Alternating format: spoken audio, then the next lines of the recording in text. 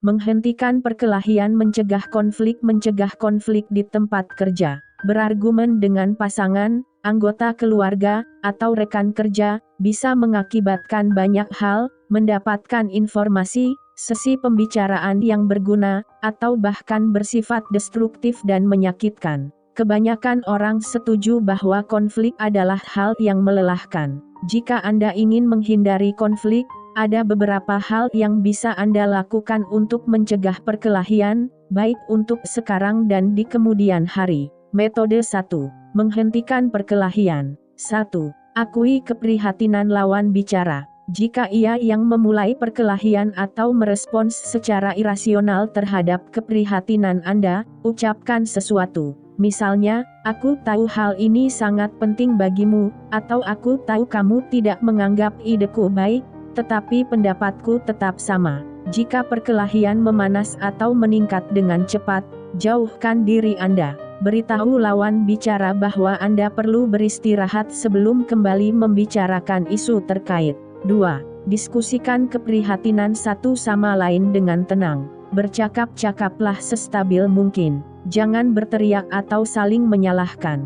Alih-alih melakukannya, beritahukan poin-poin Anda secara singkat dan spesifik. Ia akan lebih mudah merespons hal-hal yang spesifik, daripada generalisasi atau tuduhan umum. Meski Anda mungkin sulit melakukannya, batasi konflik hanya pada satu atau dua hal utama yang Anda bicarakan. Perkelahian tidak boleh menjadi momen konfrontasi untuk membicarakan semua kekurangan pada hubungan atau persahabatan Anda. 3. Berikan kesempatan berbicara. Ini berarti Anda harus mendengarkan lawan bicara secara aktif.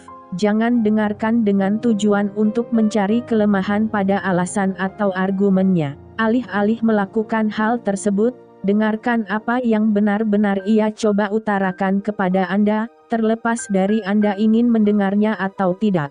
Jangan paksa ia berbicara terlalu cepat.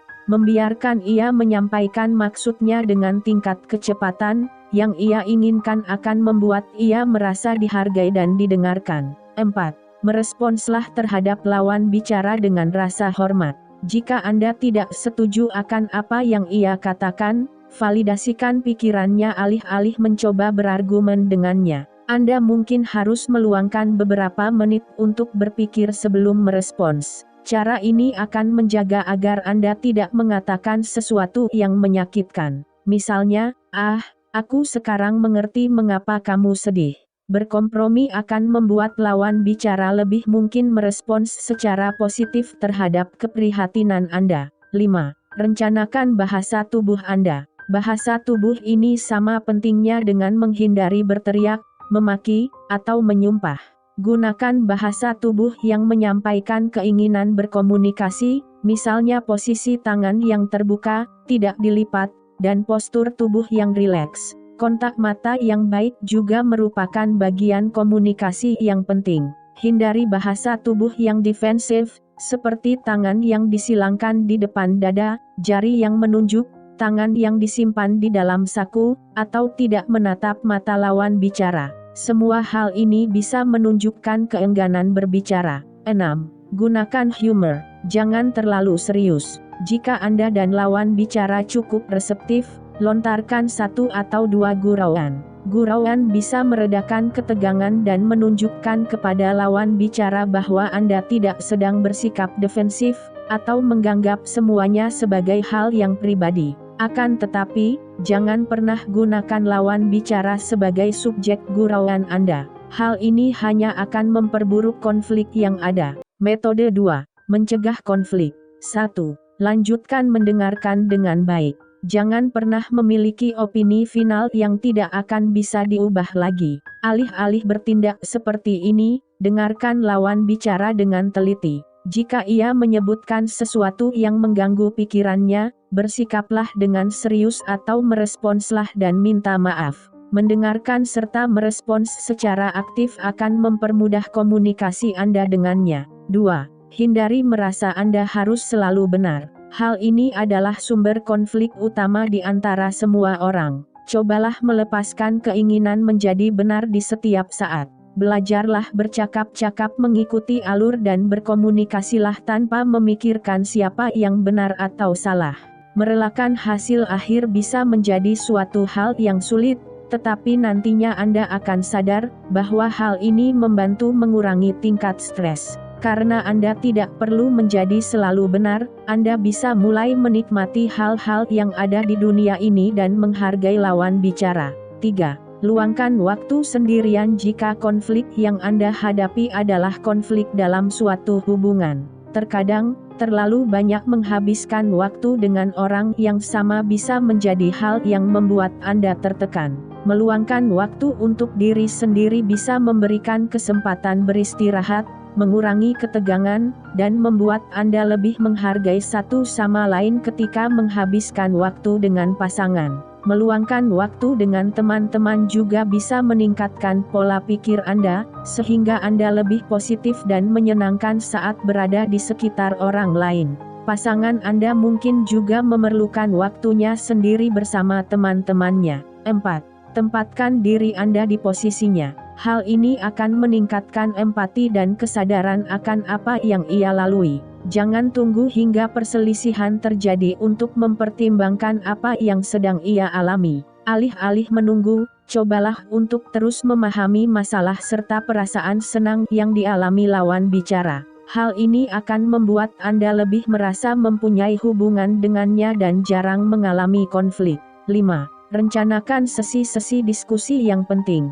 Jika ada hal yang mengganggu Anda, rencanakan cara Anda membawakannya ke lawan bicara. Tentukan apa yang akan Anda katakan, bagaimana Anda akan mengatakannya, dan kapan. Jaga agar pernyataan Anda tetap singkat dan spesifik.